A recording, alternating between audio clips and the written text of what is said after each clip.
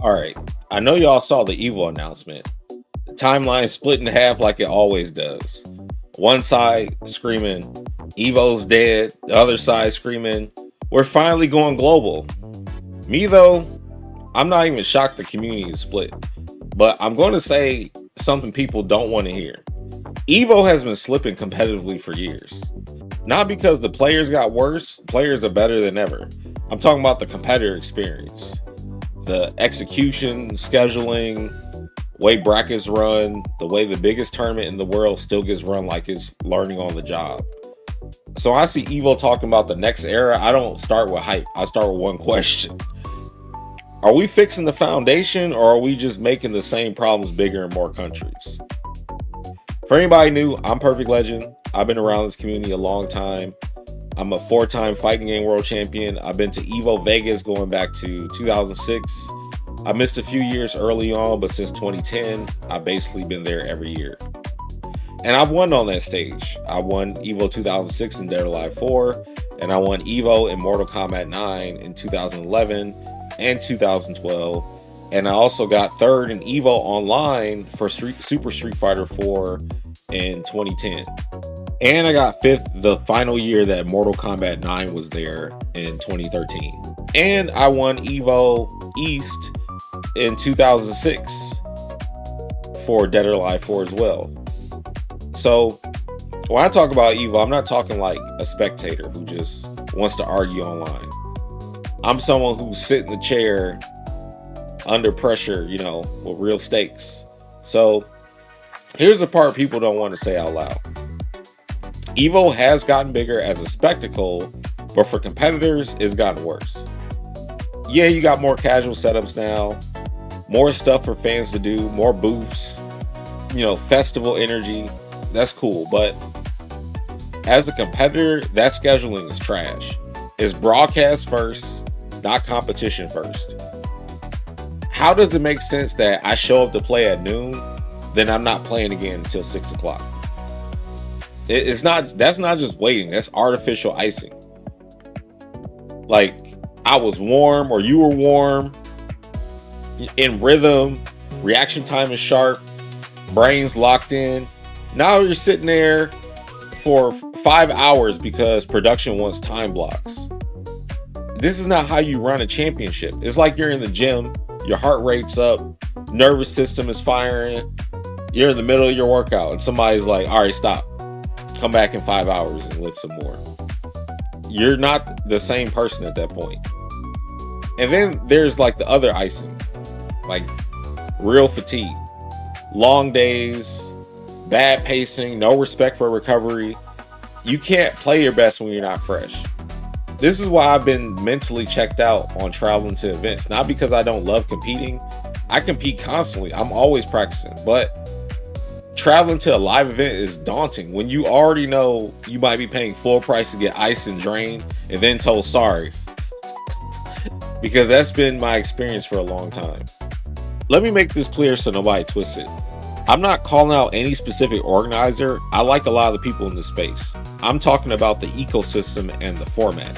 A lot of modern events are built broadcast first, so instead of the bracket being the main product and the stream covering it, the stream becomes the product and the bracket gets paused, stretched, and reshuffled.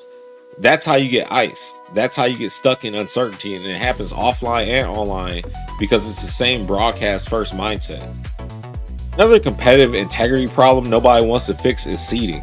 One event will seed you off your whole career like it's a resume. Another event will seed you off only this game's results. Another event will pretend they don't know who's good until bracket proves it. And if you miss the first major, you get seeded like you're nobody. Even if everybody in the scene knows you're dangerous. That's not competitive integrity, that's guesswork. So pick a standard. Either make seeding transparent and consistent or just randomize it. And before people say, random brackets will give us locals playing locals, cool.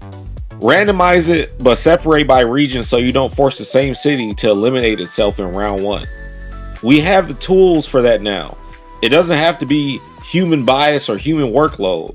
Randomize, separate by region, publish the rules, boom. Now nobody has autonomy over who gets blessed or buried. Let me give you a real example. I'm in bracket. I'm about to keep going, then it's wait. I'm sitting there watching match after match go by, and I end up being basically the last match on stream that day, like 9 or 10 at night. At that point, I'm not fresh no more. And I'm not saying that as an excuse, because this is competition. Competitive rhythm matters, warmth matters, being focused, your timing, everything, all that matters. And I've been getting iced like that at tournaments for damn near 10 years. So when people talk about EVO like it's automatically the highest level competition every single year, I'm like, you're talking about the logo. I'm talking about the conditions. Now, this is why I prefer online tournaments more than going anywhere, because I'm tired of the experience. I'm not going to lie to you and act like online is perfect. Online has the same problem, but just in a different form. Let me explain. This is how online goes. You log on, you go to the bracket page, it shows you and your opponent. You communicate, you send the invite, you play, you report your score, then you move on. And you get over and over, it's a rhythm that starts, right? Now here's where the nonsense starts.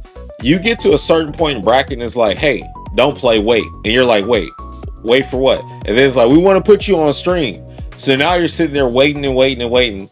And then after all that, they're like, actually, never mind. Go ahead and play your match off stream. So I waited for no reason. You might as well just put me on stream now if you were going to stop me. This is the part I can't stand. Uncertainty with no time limit. It's different if it's scheduled. If you tell me at 7:30 you play on stream, cool. I warm up. I can time it. I can, plan it. But this freeze in limbo, you're just stuck. It ruins the whole flow. And the best way I can explain how it feels is like this. Imagine you're dating somebody. Y'all agree.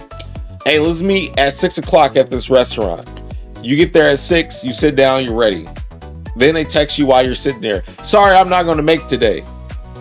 That's what tournament icing feels like. You're ready to compete. You're mentally locked in. And then the system just pulls the rug out on you and you're stuck waiting. Or you waited for nothing. That makes me not even want to engage with competition sometimes, because no matter how much I prepare, I shouldn't have to prepare for organizational chaos. Now let's talk the facts. EVO announced the next phase plan. They said they're going to start supporting locals, funding, resources, equipment help, awareness later this year. They said new EVO events are coming in 2027. Brazil, Morocco, Mexico, Saudi Arabia, China, plus they had already announced Singapore. And they said the legacy events, Vegas, Japan, France, all stay the same. And they announced the big headline, a fighting game world championship concept to crown one Grandmaster, where you qualify through the EVO circuit and then play a finale in the US or Japan. That's the announcement. Now, the reason the timeline is emotional is because of the ownership, context, and the acquisition. I'm not here to tell you what to feel about that. I'm here to tell you what to watch, because no matter what side you're on, the question is still the same. Does this improve competitive integrity or not?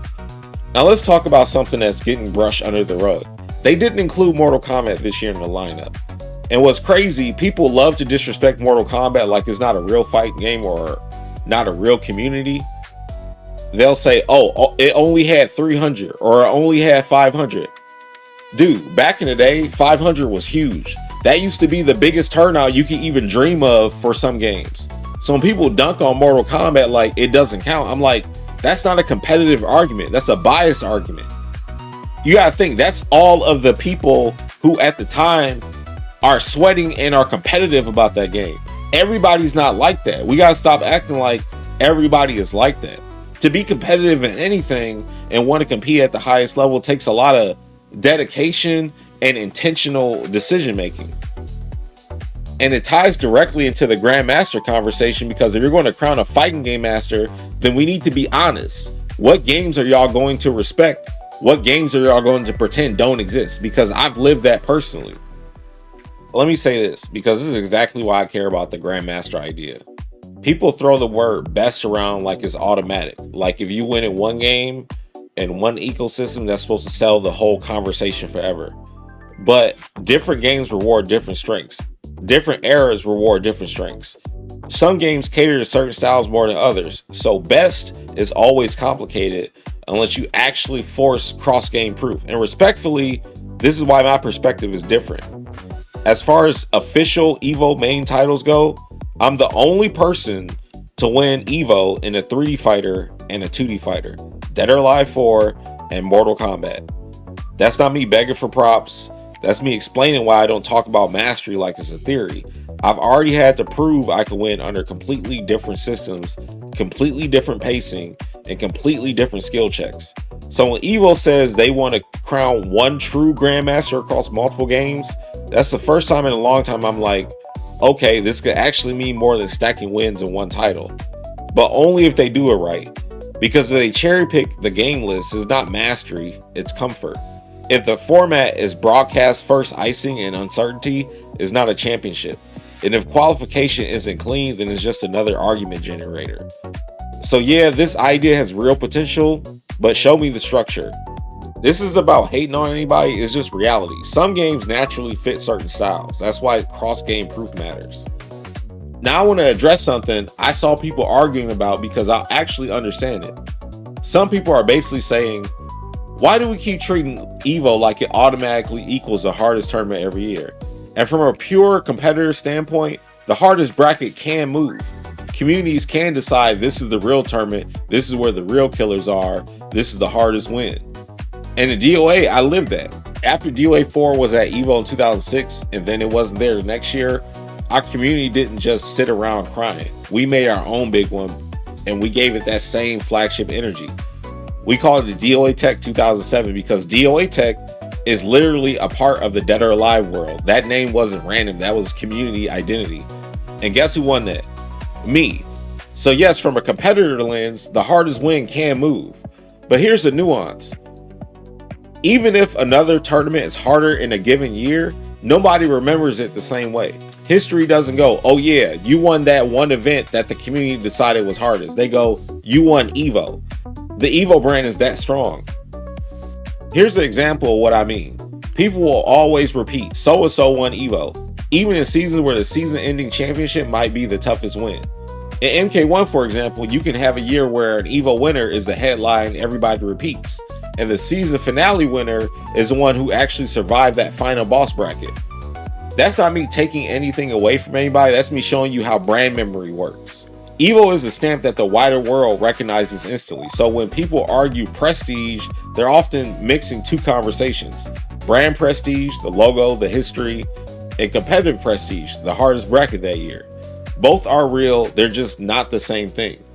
And this is exactly why the Grandmaster concept has potential.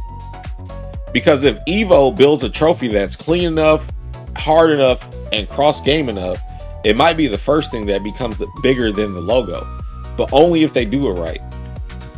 Now let me give the Grandmaster idea the credit it deserves. If this is done right, this solves a real problem in fighting games, because right now somebody can win a bunch in one game in one ecosystem, playing against the same circle of killers, and then they walk around like, yeah, I'm the best ever.